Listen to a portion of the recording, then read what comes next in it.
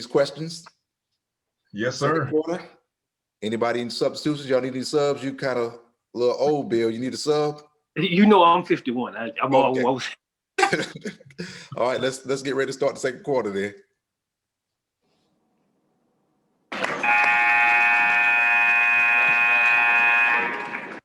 So let's talk about that transition from the park to high school and to, like you said, being able to win it all. Because I heard y'all on the radio. That's when they played the state championship games on the radio. I heard it on the radio. How was it like playing in these gyms? One gym in particular, man, that I gotta ask you about. And if you from Hampton County or surrounding areas, you know the gym I'm about to tell you about. It's 15 minutes away from Hampton, 13 minutes away if you go, I'm not sure that road, but the road by the post office. This gym is called the Matchbox. And if you can play in the Matchbox, you can play it. Cameron Indoor Stadium don't have anything on the Matchbox. Yeah. Tell me about the Matchbox, Bill. Hey, brother, that was an experience like no other.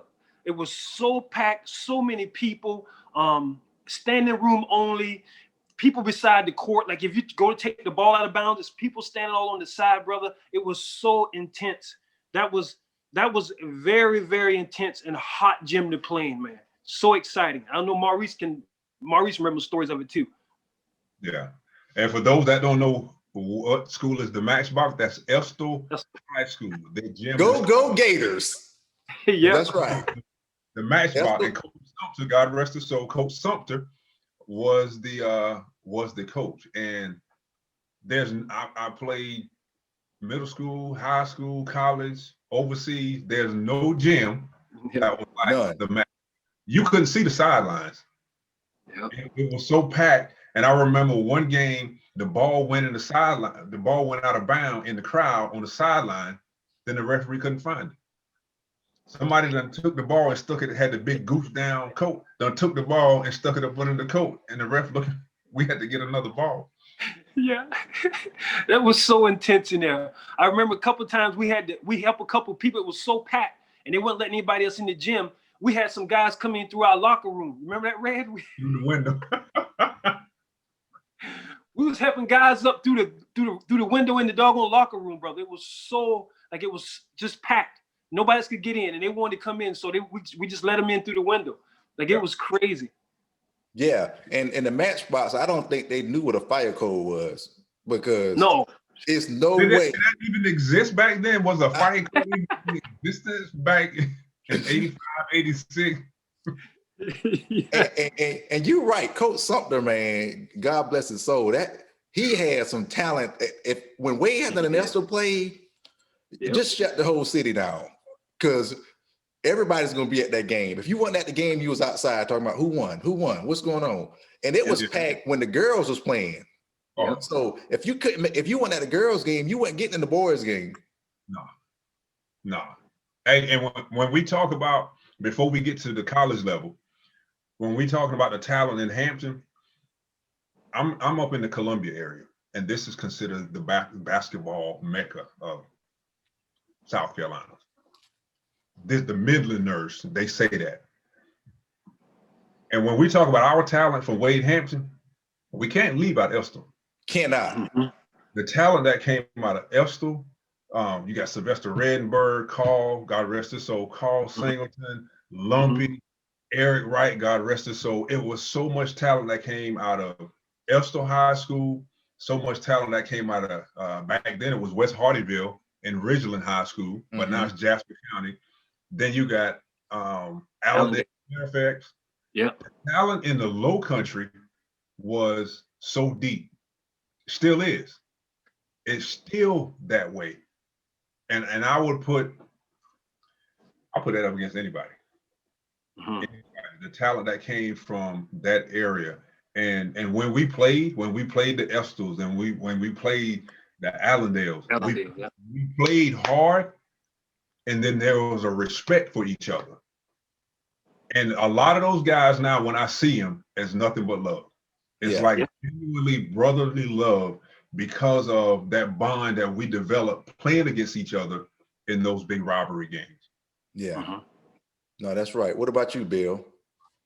Yeah, you know what? Like Allendale, they had some great players as well. And then you usually end up being friends. Like I became friends with a lot of guys. So and then and it still transpired over to, you know, we're in the bottom, then we'll go to Allendale to play at their park. So it's kind of the same type of environment, you know, because they still had their team, and maybe they'll come down to Hampton in the bottom and we play games, or we go to Allendale and play, or we go to Essel and play, and everybody knew everybody, and things were good. Like everybody was cool then. Like, you know, we had a good bond, right? We had a good bond and became friends. Yeah, something about playing ball, being competitive. You know, you just respect those people, especially you play the hard game. They may beat you, y'all may beat them, but yeah, it's always mutual respect. So speaking of players, is there any player in the conference who just, you know, you just couldn't shake? He just had you, you wanted to see him because it was going to be a great matchup, but you didn't want to see him because he was going to be in your back pocket all day. Did y'all, anybody, you had one of those, Bill? Yeah, Carl Singleton, the late Carl Singleton, he was tough. He was tough. He was really, really good. Like he was really good. Yeah, he posed a problem. Even though he played like more small forward, at great position, but like he was a tough player, man. Real gritty, could shoot, could drive, aggressive. He was tough. He was a very good player. Yeah. What made him special? I think it was just his mentality about the game and his attitude and his proudness for the game, like the way he played the game with passion. And he came to play every time. Like he didn't take a night off. Like he wasn't one of them players that he'll show up this time, then not show up the next game. Like he showed up every game and was very competitive. Yeah. No, that's good. So a life lesson in that is whatever you do, you got to show up all the time. You can't just show up half the time, 25% of the time. Every time you show up, every time you clock in, you got to show up. What about you, Maurice? Anybody who had your number, so to say? It would probably be the guys from Essel. And we're not, when we're saying this, we're not speaking less about any other team. We're not speaking less about the guys from Allendale. It was always, the competition was always good. And that made us better. Because that competition was at that level. And what Bill was saying about and I'm looking at some of the comments, what Bill was saying about Carl Singleton. Yeah. Carl had an attitude like we had about the game of basketball. And Carl was about my height, and Carl ain't never smiled on the court. Hey, and Bill know I'm always share this story. Oh, here we go. They were playing JV game. Carl went up for a layup, and Bill fouled him. Carl got up off the floor. He was like who his demeanor, like, who fouled me? And Bill was like, and yeah, I ran. Bill I would have ran from it too. Bill took off running. He went to the lobby at Wade Hampton. Carl went behind him. Yeah, I ran, man. I was little, man. He jumped up, he had his hands like this, and he looked around, he saw me. I just took off running, man. That's right. Alex Murdaugh was running behind me too. Them boys saved me. Oh yeah. Look, hey, that's a story. What about as far as, because I think we kind of wore the same. Y'all used to have those hot warm-ups, the red ones. Because I looked up to both of you guys, because when we were growing up, everybody rode the same bus. If you were in kindergarten, you rode the same bus 12th graders rode. Came to the neighborhood, so we were all in the same bus. So what I learned from y'all was not just about basketball, but about life in general. Like, I'll give you an example. If you had a radio, everybody had the boxes back then, and everybody wanted one. But I didn't know that you're supposed to put your radio on concrete on a towel or something. because what's gonna happen? Battery's gonna go dead. Battery. Yeah. And another thing I learned from both of you guys that I really appreciate is that the store runs. Hey man, little man, what? Hey man, you go to the store, get me a soda. Okay, yeah. How much you got? $1? Oh, I don't know. That might not be enough because I need to get 3 9-laters and a pack of nabs, man. So if you give me $1.25, I'll go for you. Man, you being difficult. The next game come on, man. When you go to the store, all right, $1.25. So I learned how to negotiate with y'all very easy because I was like, because nobody wanted to miss a game. If you leave the game to go to the store, you might as well go home because your body gonna get cold. You're not gonna be ready to play anymore. So that was my little hustle. Me and the boys, me, Derek, Moan, Buffy, we would all go to the store. Hey, y'all need us to go to the store? And that's what we'll do, man. So I learned how to kind of negotiate with y'all. I learned how to, just like I said, just the simple life lessons, how to prepare.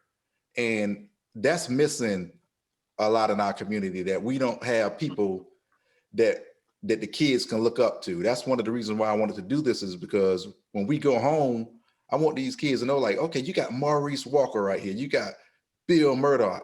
You got Reginald Johnson. That, hey, if you need or want to learn how to go to college, we all went there. Very successful. We can help you get there. We know what it's like to take those SATs and those core classes. We'll be able to help you. There are more than one option on how to get out of any area. And that's what I want us to do when we go home, just being able to kind of let those kids know that, hey, we did it, and you can do it too. Because I, just like y'all looked up to the older ones, I looked up to y'all also. And I knew that, okay, I could play basketball, but football was my ticket. And speaking of basketball, Bill, when you used to come home from college, you used to always come in the gym. I think we had Coach Thomas then. And Maurice, boy, we'd be joking around, playing, not doing our suicides properly, not doing 3-on-2, 2-on-1. And he would get so angry, man. Like he'd throw the ball. Like, that's not how you play, man. You want to win a championship. Then he'd point to the banner up there. Like, look at this banner, man. Y'all want to win? I'm like, Joe, what is your cousin going back home, man? You ruining it for everybody. But then Maurice, when he got happy, you know what I'm saying? He always be singing some Miami bass song. You know, he be doing it, Miami bass. Like, and the same thing with you, Maurice. When you came back, you would do the same thing. I remember a game in Barnwell that you was on the sideline with us, and you were saying, hey, this is what y'all need to do. Because we'll listen to coach, but we won't really listen to coach. But when Maurice was there, we're like, okay, Maurice, we'll do it, man. We'll stop playing around. So that was good that y'all always was coming to give back too, because y'all didn't have to. Y'all could have just like, man, I'm going to do something else. I'll go to Charleston, Waterboro, but y'all came back, even though y'all were in college, y'all came back to kind of assist us also. So, and really what we wanted to see other teams win. We wanted somebody to break our record of 29-1. We wanted others behind us to be state championship caliber teams, and that's why our passion, our enthusiasm came out, because that's what we wanted. We wanted more boards or banners up in the gym. Yeah, no, I agree. So tell me about that state championship run, because I know that what a lot of people, we know about the state championship that was won, but there was also one that got away. Oh yeah. Tell me about the one, because we always got to talk about that fish that got away. It was so big, man. And Bill, you got to tell me about the one that got away. Well, I'm gonna tell you a little bit of it, and Red will tell you the rest of it, man. It was in Hilton Head. We were playing. I forget Hilton Head's name back then, but I think we came out kind of flat, and I think we thought we could turn it on because we were undefeated. Mm-hmm. And to lose the game with a last heroic shot by Kevin Northrup. Maurice, you want to tell him the rest of it, brother? Yeah, that was our senior year, right? Yes. Yeah, that was our senior year. New year. Now, let me back up a minute. The road to get to that We went to the state championship our junior year.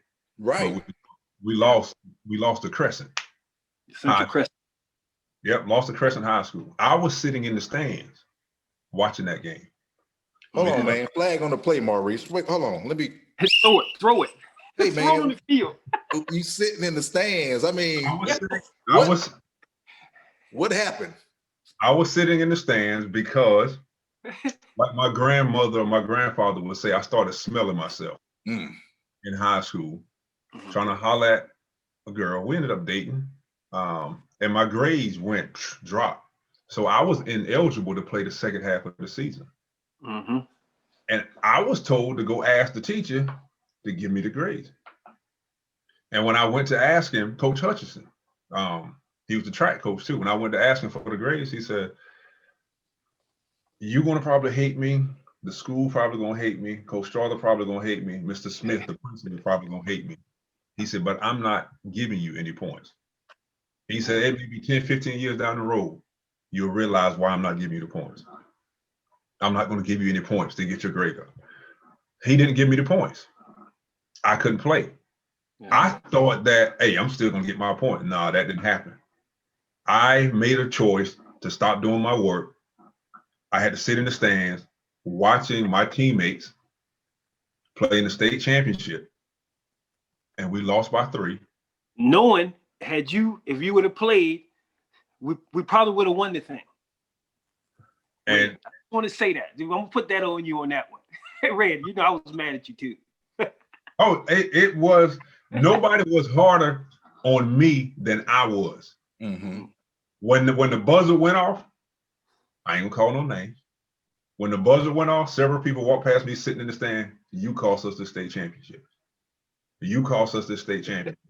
Not none of the players. The players were looking at me like, yeah, you cost us the state championship. So if I had played, would I have made the difference? Would we have won? I'm not saying that.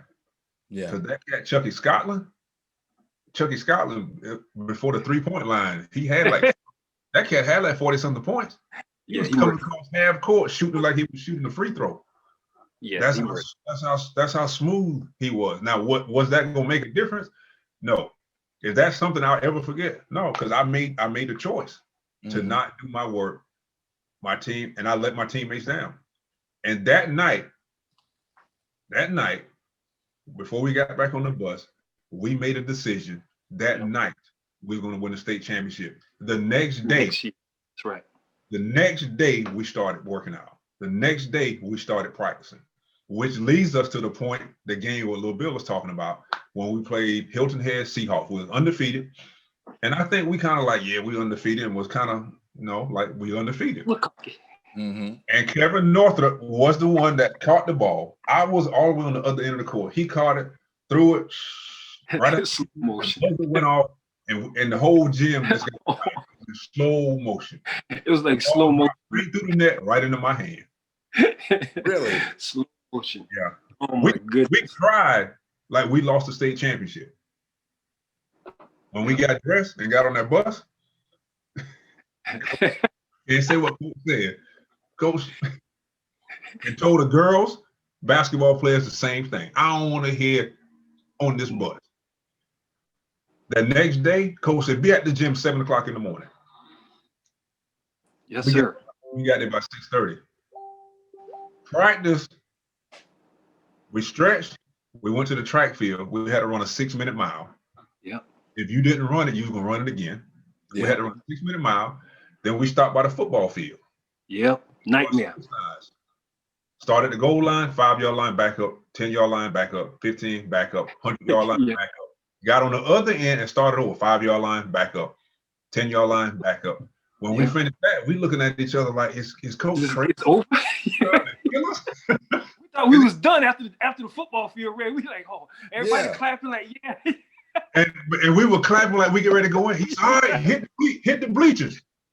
We had to run up and down the bleachers for almost 45 minutes. Yes, sir. We were too tired to clap. We thinking practice is over. All right, to the gym. To the gym. Practice started that. And what he did, he called in the older guys, Mike Scott, Bruce Brown, Avery Thompson. He called those guys in, and we had to scrimmage them. Yeah. We practiced, went over plays, we scrimmaged them. Like, we didn't leave the gym till like 6:30, 7 o'clock that night. Yes, sir. 12 hours. Because Yes, we lost that game to Hilton Head. Mm-hmm. Hilton Head came to Wade Hampton. Oh. Beat them by 30. Yeah, it was a blowout. Yeah. By 34 points. Yes, sir. We took it personal. It was like, there's no way in the world y'all should have beat us. Yeah. Mm-hmm. But we didn't say that verbally. We said that with our actions on the court. Yeah. No, that's good. Mm-hmm. And let me ask you this. That's a good segue, Maurice. Did you really talk junk on the court, or did you let your game play for you? We didn't really talk junk to other players. It was like holding each other accountable. Yeah. Mm-hmm. Hey. I held Red accountable a couple times. If nobody else was going to hold you accountable, Lil Bill was. Yes, sir. Hey, on and off the court. And me and Adonis used to have to tell him, hey man, we ain't in no practice. And he would go tell coach, if we had a curfew. Yeah, Coach, I don't want to catch y'all out nowhere. Lil Bill told Coach we was at Gray's Paradise one night. Yeah, I told him. We had to win a championship, man. Me and Adonis sitting in the car drinking, and the window was fogged up. We couldn't see out. All we heard was boom, boom, boom, boom, boom. Like, who is that? I wiped the window. Coach saw the face right at the window. Over this. Bill told it. He told Coach. Bill had to win that championship, ain't it? Yeah. I had to keep them focused, man. Yeah, hey, we wasn't even trying to lose no more. Like we were so close as a unit though. Like the guys never got upset because they know what I was gonna do. They know I was gonna tell in a minute. They know it. Because they know we had a common goal, what we had established before the season, what we were gonna do. And so I had to make sure they didn't stumble. So I would always I'd tell in a minute. Yeah, I would. Yeah, I tell.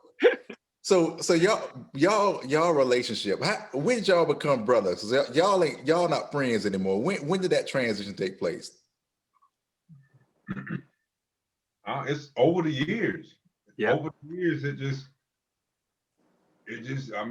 grew into that. Mm-hmm. Over the years, and having a mutual respect for each other, for the game.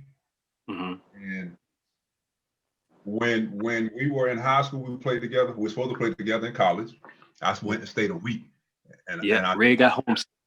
Got homesick, left, went back to Saucon Hatch. Yeah. But, and that's something I would have loved to experience too, us playing together on the collegiate. Yeah. That was I don't know. I can't give you a specific whenever it happened that we said brothers over the years. Because when we were younger, he wasn't hanging with me. He was hanging with my cousin David. Mm-hmm. Oh yeah, they back there in the woods. He thought they were Marlon Perkins. And what was the other one? Hey Red, sorry, that's when Coach came to get me out of the woods that time. Yeah. Smurf was playing then. I think Smurf might have been playing that then. I think Smurf that was the sophomore year. I missed practice. I was in the woods hunting. Yeah. Smurf, Smurf was playing. In fact, Smurf commented on here a couple of times about the he was giving that name Marlon Perkins. Yeah, Marlon Perkins. And Bill and David used to be in the woods shooting squirrels, killing birds, backflip. And I remember, and I couldn't hardly go out there. My grandparents was that strict. Yeah. My grandmother looked out the back door. She said, "Look at them two fools out there in that in that heat." It was Lil Bill and David. Yeah. Out in. He used to hang with David until we started playing sports. Mm-hmm. And when we started spending that time together in practice, hey, we appreciated him holding us accountable. Yeah, mm-hmm. That's good. Yeah, we appreciated that. Now you do that, they call you a snitch. They will one day. He's snitching. And Donald's was like, man, you always running your mouth. You ain't. And Bill would tell you, yeah, I told it, and I'm gonna keep telling it. We're not even talking about after that game. We was coming back on the bus, and y'all know what y'all was doing back then. I heard everything. I heard it all. Yeah. So we got one more question in the second quarter, then we're going to go to halftime. But the last question is, so after y'all won that championship, because I heard you can't cut the nets down at the gym, at their gym, you got to come back home to cut it down. What was that feeling like when y'all won it, Maurice? Was it sweet? It was, because that was a goal we set. That's what we wanted. But I think more importantly, the guys that taught us how to play basketball, Seth Owens, Big Mike, Bruce, all of those guys, we as humans, we want to be accepted and we want to be appreciated. Yeah. And I think what was even more gratifying than winning the state championship was hearing them congratulate us. Yeah. And to hear them talk about, man, y'all did your thing, y'all played, and just hearing that was like more than, winning the state championship was good. But hearing them, that and how it brought a small town of Hampton County together. Yeah. Words can't describe it. No, that's key, because a lot of times we want to get to that goal, but we forget the journey. In the journey, you just don't want to hit a goal without taking that journey, the friendships, the early morning practices, practicing when it's cold, all of that stuff helps out with your goal, because it's just not about winning the championship, but it's everything coming together to win that championship. And that's the great part about it. What about you, Bill?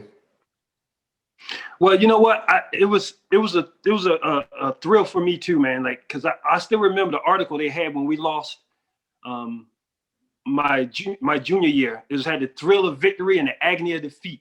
I don't know if somebody still have that doggone clipping, but I remember you could see us. Everybody head was down, like just sad, and then the other team, Central Paging, they were all celebrating. And that's one thing that I never forget, was that clipping that they had put in the paper, and I remember that vividly. And the next year to go and finally win it and to go in there and cut the nets down, man, it was great. It was a great feeling. That was my first championship, man. So it's something that I treasure, that's for sure. Yeah, no, we were very proud, man. And that concludes our quarter. We'll do halftime.